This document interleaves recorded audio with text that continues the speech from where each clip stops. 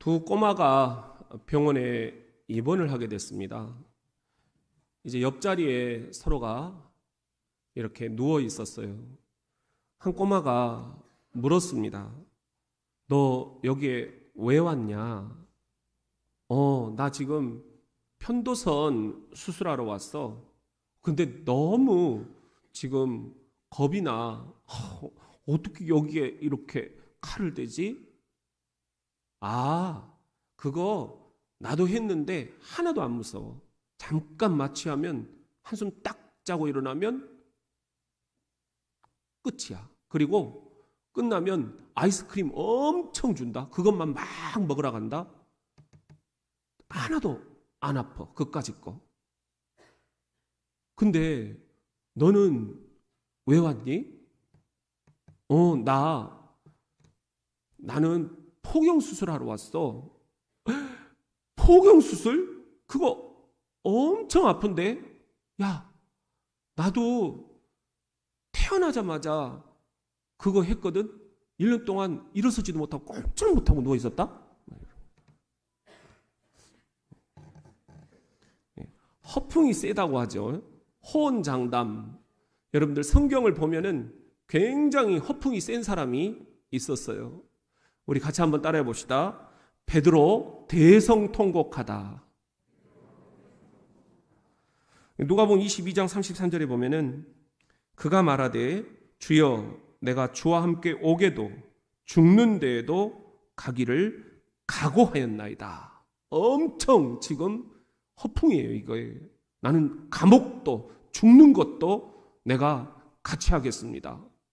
그런데 예수님이 이르시되 베드로야 내가 네게 말하노니 오늘 다 굴기 전에 네가 3번 나를 모른다고 부인하리라.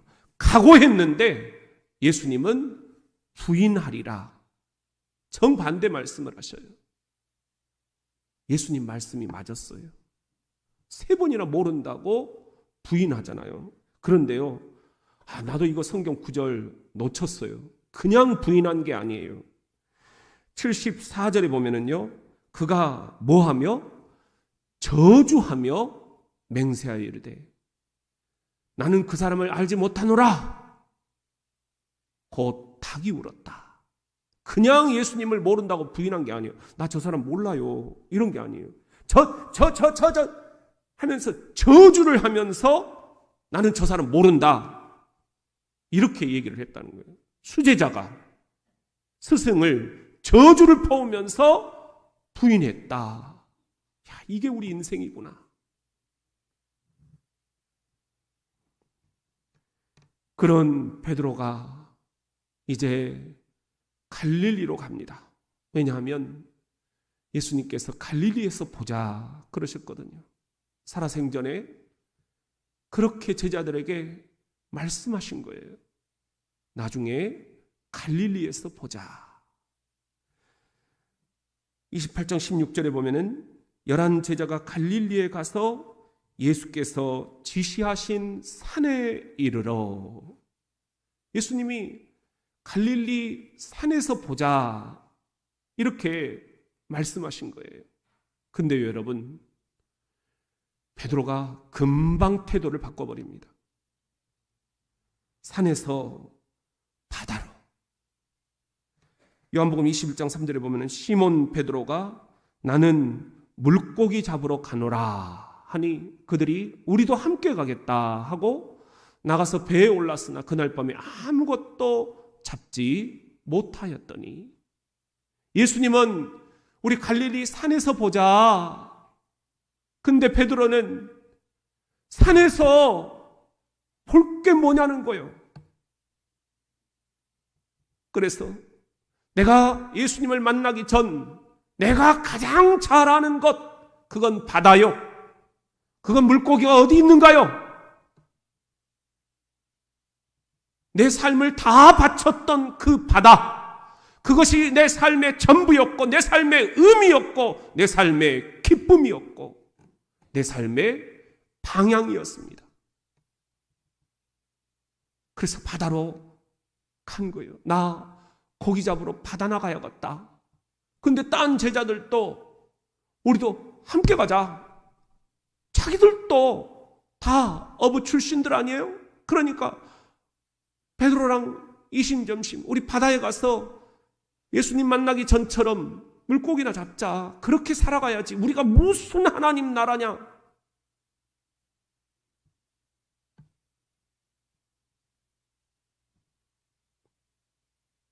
요한복음 21장 5절에 보면은 예수께서 이르시되 얘들아 너희에게 고기가 있느냐 대답하되 없나이다. 밤새 고기를 잡았는데 자신들의 삶의 전부라고 생각했고 자신들의 삶의 의미라고 생각했고 자신들의 삶의 기쁨이라고 생각했는데 거기다가 그물을 치면 고기가 있었는데 아무 고기를 낚지를 못한 것입니다. 근데 예수님이 갈릴리 산에서 보자겠는데 산에 아무도 없는 거예요.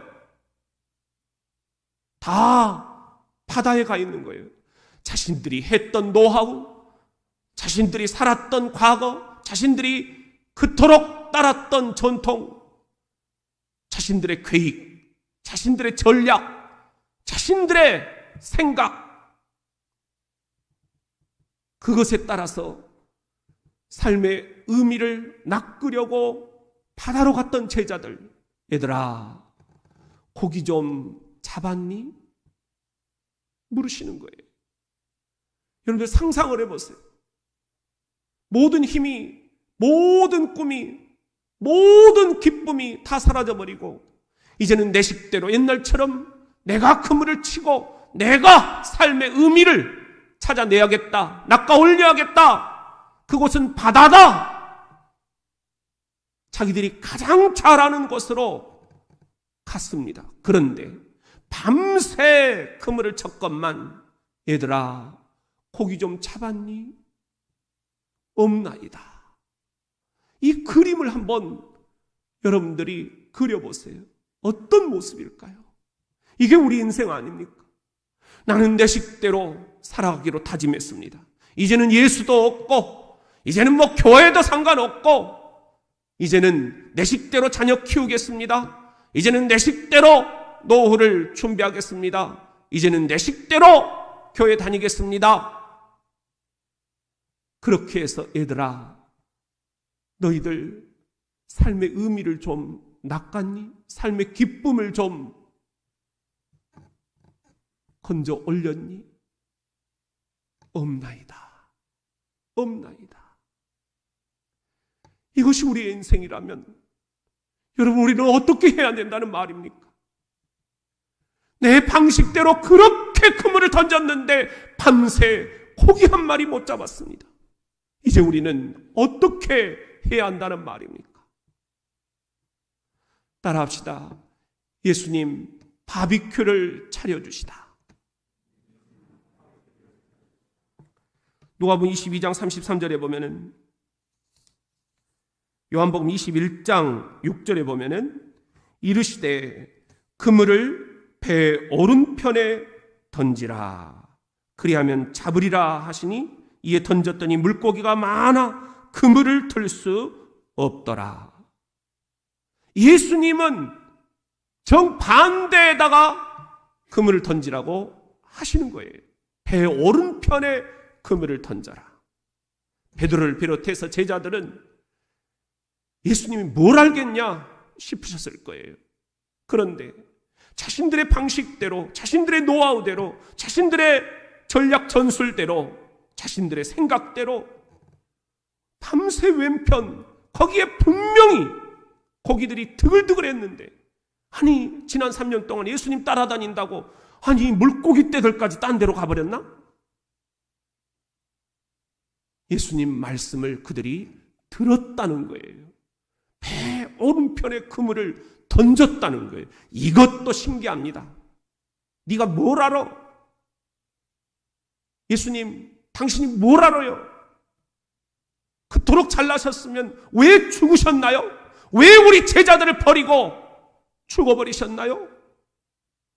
따지지 않았습니다. 서운해하지 않았습니다. 배 오른편에 너희들의 그물을 던져라. 순종했다는 것입니다. 순종 한번 해보세요. 그냥 예수님이 하시는 말씀이 아니에요. 배 오른편에 그들의 삶의 의미를 찾고자 그물을 던졌습니다. 그랬더니 어떻게 됐나요? 어떻게 됐나요?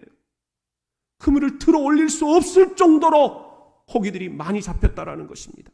예수님 방식이 정답입니다. 예수님이 던지라는 방향이 정답입니다. 여러분 지금 어느 방향에다가 여러분의 인생의 그물을 던지고 있습니까? 어느 방향으로 자녀들을 키우고 있습니까? 어느 방향으로 여러분의 노후를 준비하고 있습니까? 이 교회 어느 방향으로 코로나 이후를 대비하고 있습니까? 내 생각, 내 고집, 내 전략이 안 통합니다. 이제 그건 옛날 이야기예요. 아직까지 주일학교 이야기하고 있을 수가 없어요. 코로나 이후 전혀 다른 일상이 우리를 기다리고 있습니다. 이제는 배 오른편에 그물을 던져라. 여러분은 어떻게 하시겠습니까? 요한복음 21장 10절에 보면 예수께서 이르시되 지금 잡은 생선을 좀 가져오라. 왜 그러셨을까? 고기 좀 갖고 와봐라. 왜 그러셨을까요? 목표가 있었어요. 예수님 의중이 여기에 숨겨져 있어요. 그것으로 예수님이 뭘 하려고 하셨을까? 21장 11절에 보면은 시몬 베드로가 올라와서 그물을 육지에 끌어올리니 가득히 찬 큰 물고기가 몇 마리예요? 153마리. 그래서 우리가 153 많이 얘기를 하잖아요. 여러분들 153마리 이게 어떤 의미일까? 교회 역사에 보면 수많은 사람들이 이 부분을 해석을 하는데요. 제가 이번에 어거스틴의 해석을 여러분들에게 한번 소개를 해드릴게요. 교회 역사에 어거스틴과 같은 그런 대신학자가 몇 명이나 나오겠습니까? 그가 이 부분을 이렇게 해석하고 있어요. 구약에서 율법을 숫자로 10 이렇게 표현을 합니다. 신약에서 성령을 숫자로 7 이렇게 표현을 합니다. 그러면 17이 되잖아요. 구약과 신약 성경을 탈탈 털어서 삶의 의미를 건져 올렸다 하는 거예요. 제자들이 지금 구약 신약 말씀 속에서 삶의 의미를 건져 올렸다. 이게 153마리 어떻게 해요? 1 플러스 2 플러스 3 플러스 4 플러스 5 플러스 6 플러스 7 플러스 8 플러스 9 플러스 10 플러스 11 플러스 12 플러스 13 플러스 14 플러스 15 플러스 16 17을 더하니까 딱 153이 나와요. 내가 어제 전자계산기로 딱 해보니까 153이 나오더라고요. 어거스틴은 이것을 주목하는 거예요. 우리 계산대로는 이게 말도 안 되는 것입니다. 그런데 어거스틴은 우리보다 더 깊은 곳을 바라보고 있는 것 같아요. 구약과 신약의 이 말씀 속에서 그물을 던졌던 제자들, 그런 제자들만이 그들이 그토록 건지고자 했던 삶의 의미를 낚아올릴 수 있다. 삶의 기쁨을 낚아올릴 수 있다. 인생의 목표를 새롭게 낚아올릴 수 있다. 12절에 보면은 예수께서 이르시되 와서 조반을 먹으라 하시니 제자들이 주님이신 줄 아는 거로 당신이 누구냐? 감히 묻는 자가 없더라. 여러분 이 모습을 한번 상상을 해보세요. 예수님을 갈릴리 산에서 만나야 할 제자들이 먼 산이요 바닷가로 다 몰려와가지고 자신들의 인생의 노하우를 가지고 자신들이 어려서부터 지금까지 그 따가운 전략 전술대로 고기를 낚으려고 삶의 의미를 낚으려고 했건만 한 마리도 못 잡았어요. 근데 예수님이 배 오른편에 던지라. 예수님의 방식대로 삶의 의미를 얼마나 많이 건져 올렸는지 그 생선들을 가지고 와서 예수님이 아침 조반을 준비하셨다. 그리고는 와서 조반을 먹어라. 이 말씀이 얼마나 아름답게 그림으로 그려지는지요. 이걸 우리 한봉규 목사님 한번 그림으로 그려주셔도 좋겠다 싶어요. 인생의 모든 꿈들이 사라지고 이제는 하나님 나라고 천국이고 복음이고 다 필요 없다. 고기나 낚으러 가자. 우리 그렇게 평생 이제 살아야 된다. 옛날처럼. 그런데 그게 아닌 거예요. 예수님이 부활하신 몸으로 나타나셔서 물고기를 잡는 법을 알려주시고 그쪽으로 그물을 던지면 153마리가 낚인다. 실제로 그 생선 좀 가지고 와라. 아침 밥상을 차려주셨다는 겁니다. 와서 아침 밥 먹어라. 아침 밥 먹어라. 그동안 너무 3년 동안 나 따라다니느라 고생했지. 그리고 지난 며칠간 너희들 정말 충격받았지. 십자가에 내가 죽어버리는 순간 모든 꿈이 날아갔다 생각했지. 그래서 이렇게 절망하며 여기까지 와서 또 너희들 생업으로 돌아가 있었구나. 내가 그 마음 안다. 내가 너희들 마음 다 읽었다.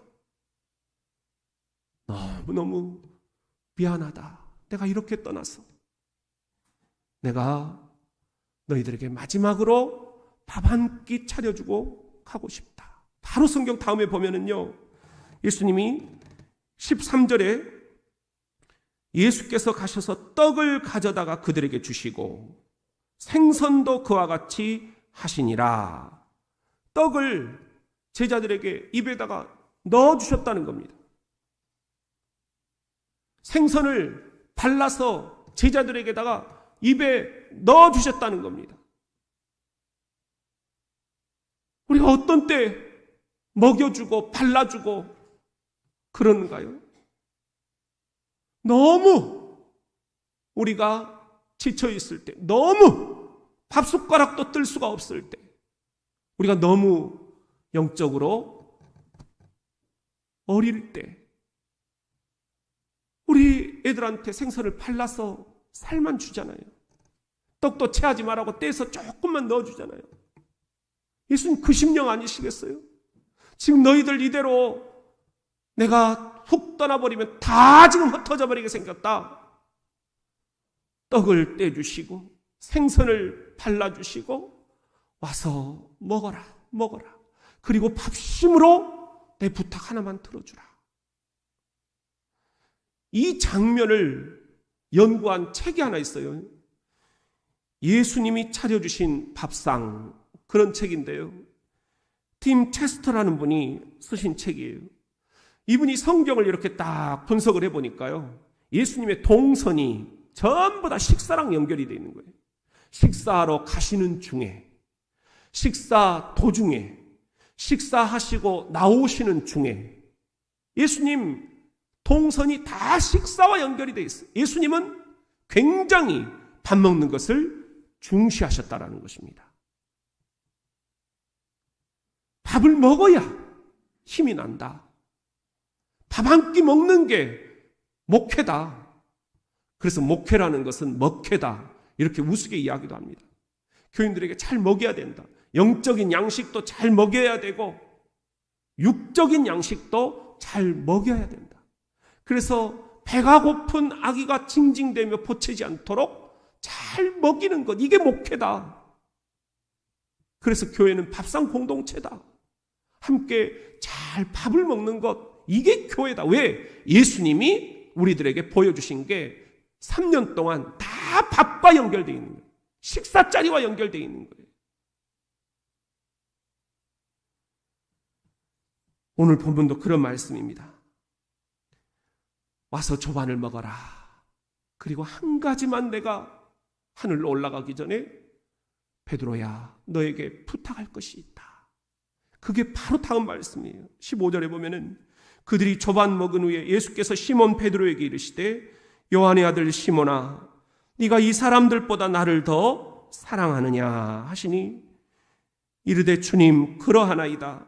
내가 주님을 사랑하는 줄 주께서 아시나이다. 이르시되 시작 내 어린 양을 먹이라. 이 말씀 하시려고 아침 밥을 차려주신 거예요. 예수님이 차려주신 바비큐, 거기에는 목적이 분명히 있었어요. 이 밥 먹고 밥심으로 일어서서 너희들 내가 하늘로 지금 이제 올라가겠지만 마지막 식사를 내가 차려줬으니 이 밥심으로 한 가지 부탁만 들어주라. 내가 너를 먹였듯이 너도 내가 남겨두고 떠나는 내 어린 양들을 좀 먹여주라. 먹여주라. 지친 양도 있고 서운해하는 양도 있고 오해하고 있는 양도 있고 뿔이 나 있는 양도 있고 성질 부리고 있는 양도 있고 섭섭해하는 양도 있고 아픈 양도 있고 절망하고 있는 양도 있고 내 어린 양들을 내가 놓고 가야 된다. 누가 이 어린 양들을 먹일까? 네가 좀 먹여주라. 네가 좀 먹여주라. 이 장면을요 찬송으로 만든 그런 분이 계셔요. 우리 함께 불러보도록 하겠습니다. 갈릴리 바닷가에서.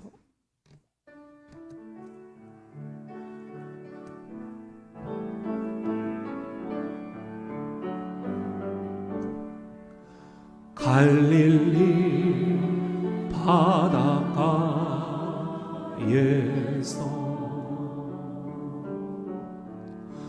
주님은 시몬에게 물으셨네. 사랑하는 시몬아 넌 날 사랑하느냐. 오직 주님만이 아심. 다시 한번 갈릴리 바닷가에서 그림을 그려보세요. 주님은 시몬에게 물으셨네. 사랑하는 시몬아 넌 날 사랑하느냐. 여러분 주님만이 아신. 오 주님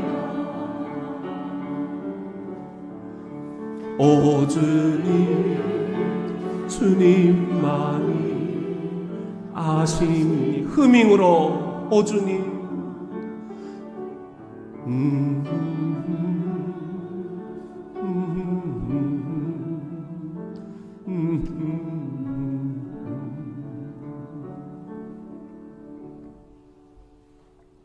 우리 같이 한번 따라합시다. 우리들 진수성찬이 기다리고 있다. 여러분, 주님은 우리들에게 하늘로 승천하시면서 내가 남겨놓고 가는 이 불쌍한 양들을, 어린 양들을, 진짜 네가 목회하기 힘들 텐데 이 양들을 좀 먹여줄 수 있겠냐. 내가 이 아침밥상 차려듯이 이 성도들을 위해서, 이 어린 양들을 위해서 내가 하던 대로 먹여줄 수 있겠니? 근데 내가 어떻게 하라고요? 다 자기 생각들 다 있고 나는 지금 아무것도 없고 내가 어떻게 이 양들을 끌어가느냐고요? 내 말을 듣겠느냐고요? 방이 또 어디 있어야, 내가 객실이 어디 있어야 이 양들을 내가 채울 수 있겠느냐고요? 주님이 우리에게 하시는 말씀이 있어요. 마가복음 14장 12절에 보면은 무교절의 첫날 곧 유월절 양 잡는 날에 제자들이 예수께 여짜오되, 꼭 우리 심정이에요. 우리가 어디로 가서 선생님께서 유월절 음식을 잡수시게 준비하기를 원하시나이까 하며 예수께서 제자 중에 둘을 보내시며 이르시되 성내로 들어가라. 대전시 성내로 들어가라. 그리하면 물 한 동이를 가지고 가는 사람을 문화동에서 만나리니 그를 따라가서 어디든지 그가 들어가는 그 집 주인에게 이르되 선생님의 말씀이 대전 장로교회 성도들아, 내가 내 제자들과 함께 유월절 음식을 먹을 나의 객실이 어디 있느냐 물어보라고 하시더라 하라. 그리하면 자리를 펴고 준비한 큰 다락방을 대전 장로교회 장로들이, 안수집사와 권사들이, 집사들이, 자녀들이 너에게 보여주리니 거기서 우리를 위하여 준비하라.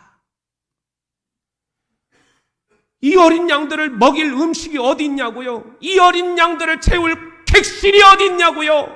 여러분, 예수님이 이미 객실 예약해 놓으셨다. 이게 오늘 말씀이에요. 얼마나 놀라운 말씀입니까? 이게 복음이 아니면 뭐가 복음이란 말입니까? 나는 어떻게 살아야 하느냐? 내 자식들을 어떻게 키워야 하느냐? 이 교회에 어떻게 목회해야 하느냐?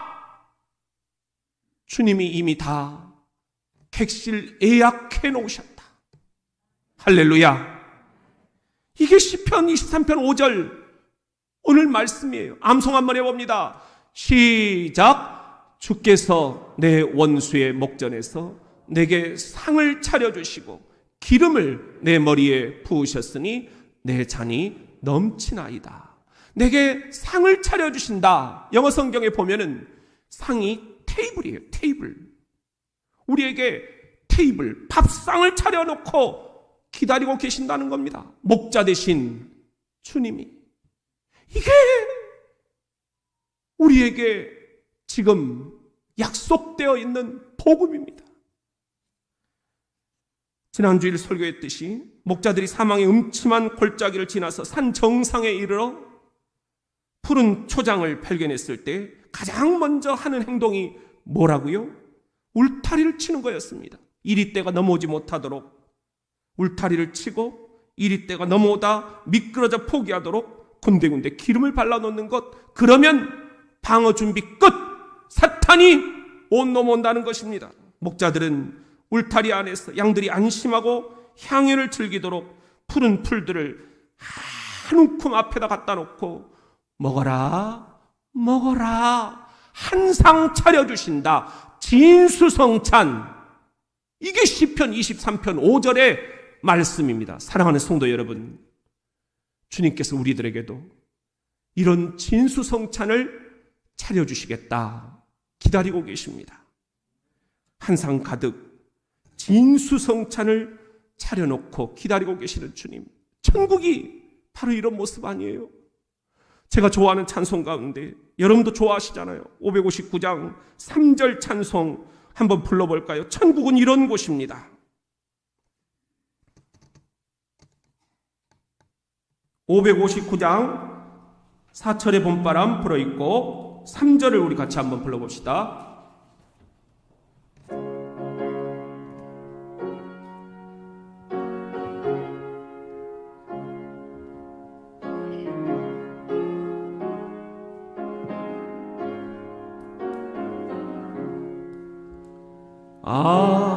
아침과 저녁에 수고하여 다 같이 일하는 온 식구가 한 상에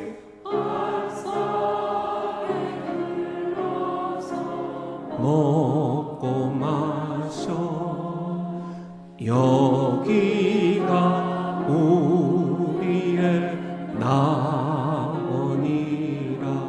고마워라, 고마워라, 임마누엘.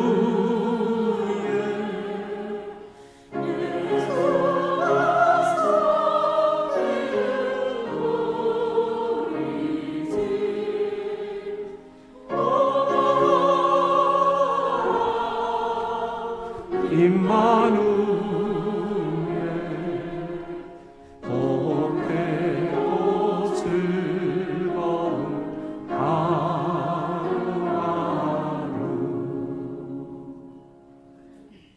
사랑하는 대전 장로교회 성도 여러분, 우리가 지금 대림절 첫째 주일을 보내고 있습니다. 대림절은 기다림의 계절입니다. 무엇을 기다리십니까? 2021년 전 인류의 구원자 메시아가 오시기를 기다렸던 그 백성들처럼 아기 예수의 다시 오심을 기다리고 있습니다. 그날이 오면 우리는 천국의 진수성찬을 차려놓고 기다리고 계시는 주님을 뵙게 될 것입니다. 그것이 어떤 모습일까요? 잠시 힌트를 드리면 우리가 이번에 감감감 가을 감사 축제 목장별로 걷기 인증샷 올려주셨고, 또 지난 2년 코로나를 버티면서 매일 감사 일기를 썼던 분들, 우리가 함께 시상을 하려고 합니다. 여러분, 손톱의 때그만큼도 이건 묘사가 되지 않겠지만 어마어마한 천국의 진수성찬이 여러분을 기다리고 있다. 바로 여러분 한 사람 한 사람을 위해 주님이 차려놓고 계시는 천국의 진수성찬을 우리들이 이 시간에 함께 기다리면서 이 시상 예식을 하나님 앞에 올려드리겠습니다.